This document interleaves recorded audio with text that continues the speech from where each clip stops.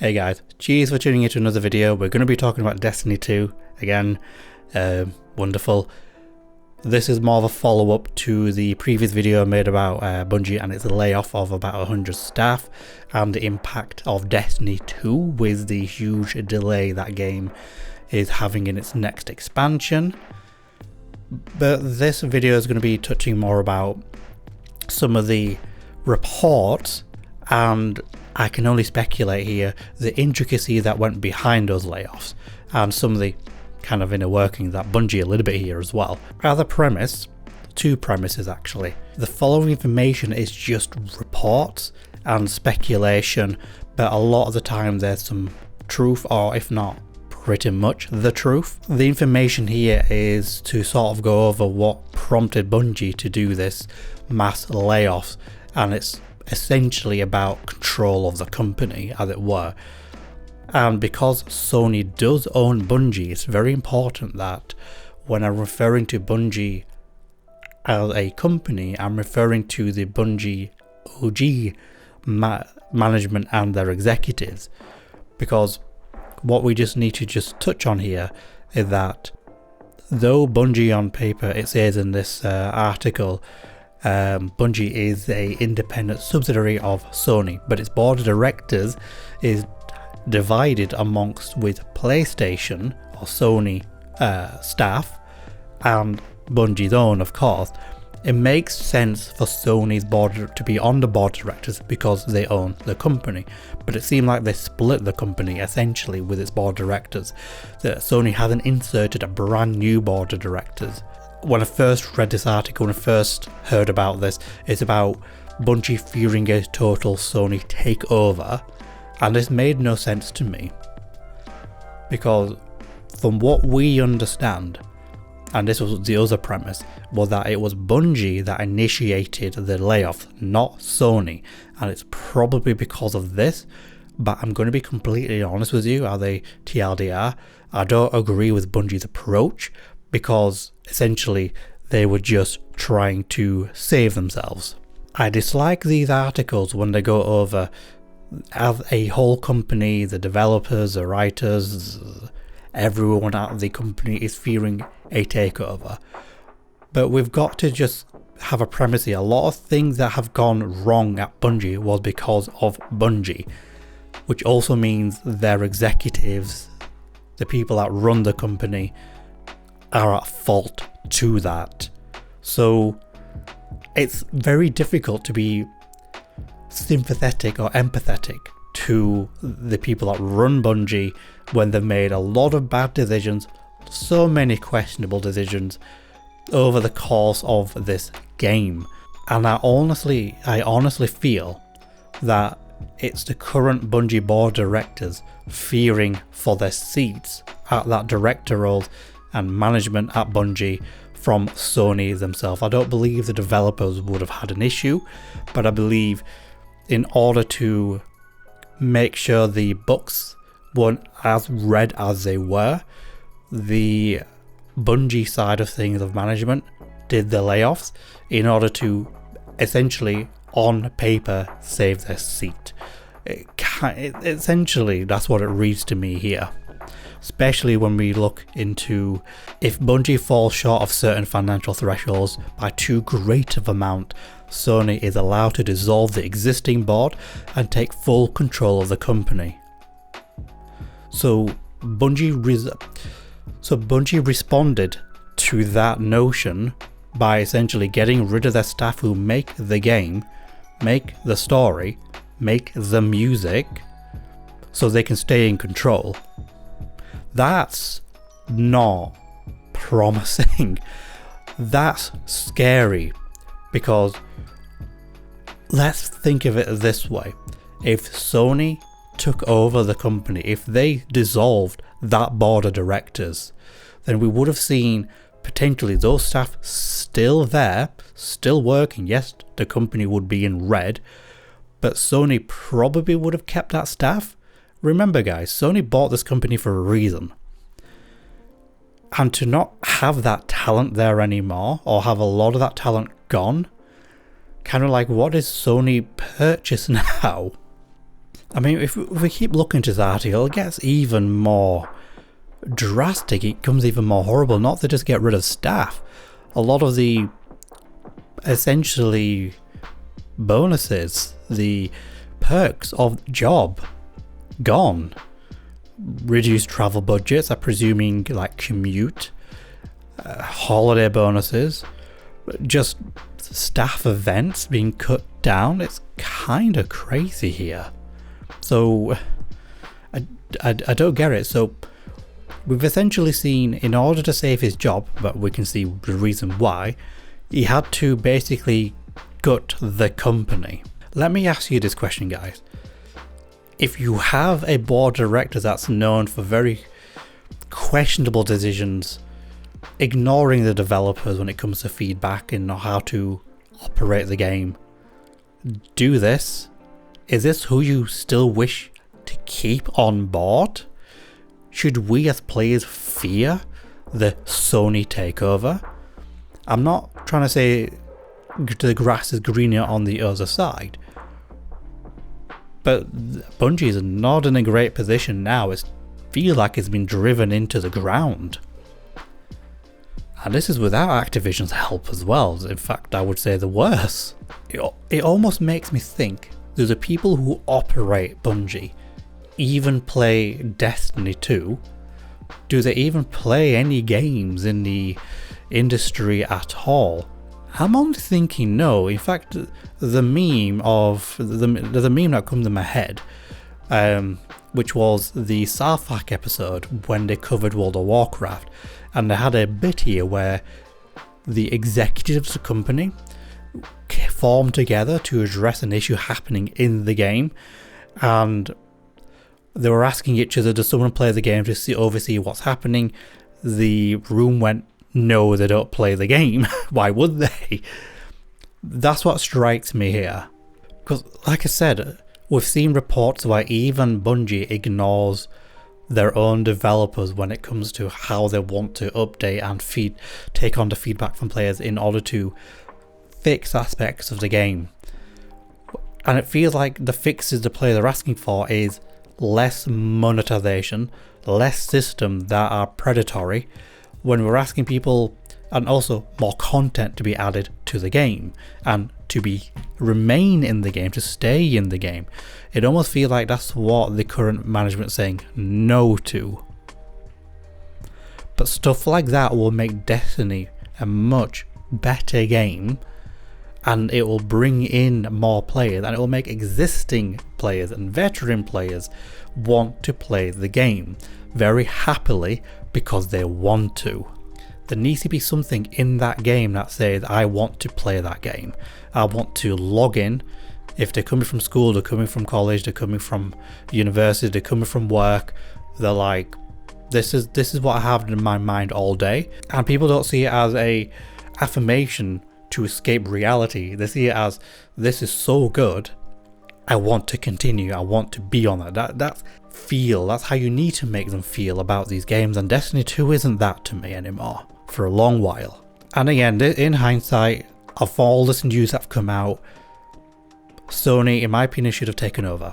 They should have just dissolved that board of directors and had them at least underneath them, so that at least when there was a decision being made, they had to answer to someone that basically questions the board of directors at Bungie side a lot, like, what is this? Because there's so many questionable decisions that they have made, and again, the staff could have been saved, and that would have been a huge bonus. And before people say Sony is not going to run the company well, but Bungie hasn't.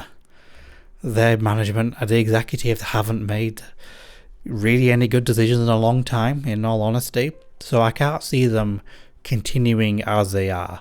A big change needs to happen, and we need to see it sooner, because otherwise we might see more staff going through layoffs and volunteer leaving, because that's how these feel. I've been in working situations where things have gotten so bad, people do in fact leave of their own accord. Let's just talk about the greed here. For people that don't know, Activision did own Bungie. And when we saw the aggressive monetization packs for Destiny 2, a lot of people blamed Activision. And boy, did the Bungie executives stay quiet. There were so many bad decisions made, but as the company went fully independent, that greed carried over and actually got significantly worse. And all of us are thinking, how is that actually possible? How can you be worse than Activision, where the company is really known for its greediness in its design decisions in their games? I think we kind of need to apologise to Activision a little bit here. I never thought I'd say the day, and this is before Microsoft has acquired Activision. The people running Bungie has taken a leaf, a very large one at that, from Activision themselves and how Bobby Kotick has operated that company. It almost feel like they were under his leadership, they saw how he ran things, how he made them money, not just the company money, but the executives' money. And they wanted that pie, they wanted a piece of that action. And that's what this feels like. A lot of gripe people give to like Call of Duty and games under Activision, you can easily translate that into Destiny 2 actually. If we let Sony have further control over the company, then we might see them have, or rather give the developers more creative control, like more autonomy. They think this is a good idea and need to be in the game. This change needs to happen. These players are not liking this. Let's not continue down that path. Let's make less aggressive user engagement systems. Let's have content, and having systems is not a bad thing. But let's have something in the game. Let's have a system in the game which people really enjoy and want to load up the game to actually partake and engage in, really. We want to see that because we see that with Sony's first party studios with their games now. Look at Sony's first party line. They are really good. They are received incredibly well from the public, the customer base, critically as well. They're willing to buy PlayStation 5 to play them. Guys, if people are willing to buy a console hardware to play a specific game, that's incredibly powerful. Very powerful. And if people want to play those games, and multiple games, and they're predominantly on the Sony system, then we can say that Sony's doing something right. The sales, the critical acclaim from both customers, players and critics, if that's all really positive, then, and we're seeing this negativity from Bungie, then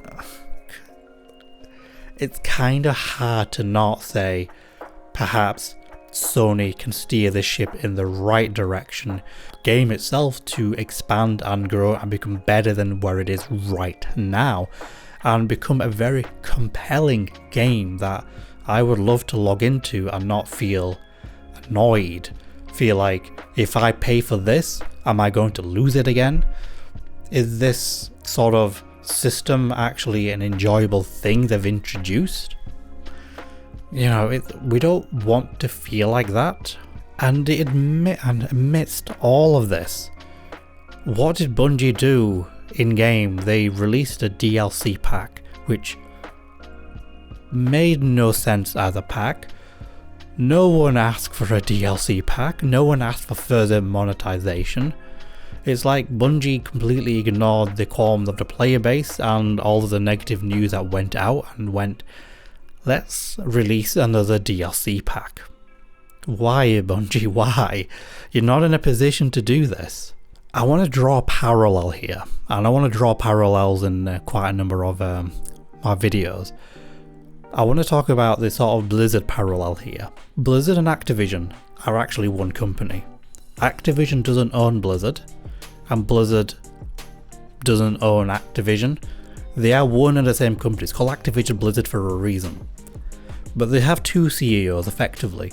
Bobby Kotick currently, and we have Mike Ybarra of Blizzard. So they should be two sides of a coin. They should be able to run on their own side. But we've seen quite multiple reports that Blizzard has to answer to Activision. When Blizzard, its own studio and publishing and as a publisher, when they want to make a decision in a game they are producing, they have to ask Activision's executives. And we've seen what Activision is like when it comes to models in their games, and a lot of us do not like that.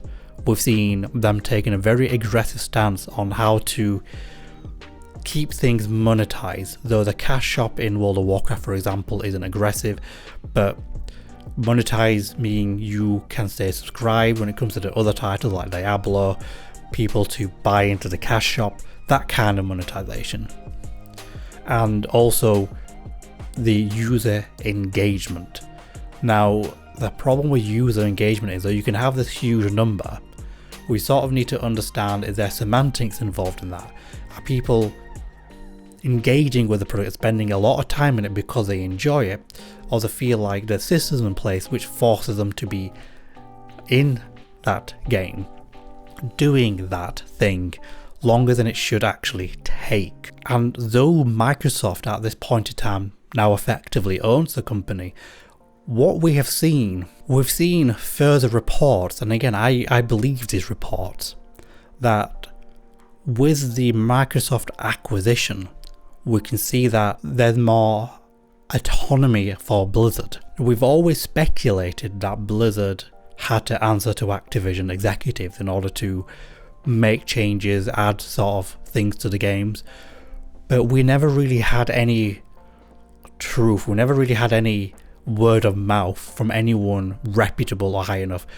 We've seen effectively someone ask Mike Ybarra, the president of Blizzard, to say that Microsoft has given them autonomy. They don't need to answer to Activision anymore. Basically what they have been told from Microsoft, it's your studio, do what you want. Obviously within reason and budget, but they don't have to make budget decisions. They don't have to be like, can we add this? Can we implement this? Can we change this? And not be asked question of, how is this going to make us more money? Yes, companies exist to make money, but you want to make money on the side of people want to play those games. And the reason why I think this is quite prominent, and we know Blizzard has gone through a rough time for a long while, and ever since the end of Shadowlands expansion and they brought in the Dragonflight era, we've seen a big change at Blizzard, and we have felt those changes within the game itself in terms of how things have been delivered. We're having more communication, which is fantastic. Not just communication, we're seeing them actually acknowledge feedback from players, and really importantly, we're seeing Blizzard making a lot of bold decisions. So I feel like the Microsoft acquisition has allowed to give the developers directly more control of the game itself that they're developing. And you know, that decision being, how can we make this into a great game that people want to actually play, recommend to other people, existing account holders returning back to the game? What can we do? What can they add? And we've seen so much of that, and anytime they drop a patch, anytime they drop a piece of content, there's always something new that gets announced. So that's why I feel like the Sony takeover is positive for Bungie. They do need someone on that management team to stop making these decisions, allow the developers to basically run and operate the game as it should be. Listen to your developers, listen to the players, listen to what, because that's what people want end of the day. And quite frankly, the management at Bungie, the executives, aren't delivering that. And the more news we see like this kind of paints the picture like, actually, they are the problem here.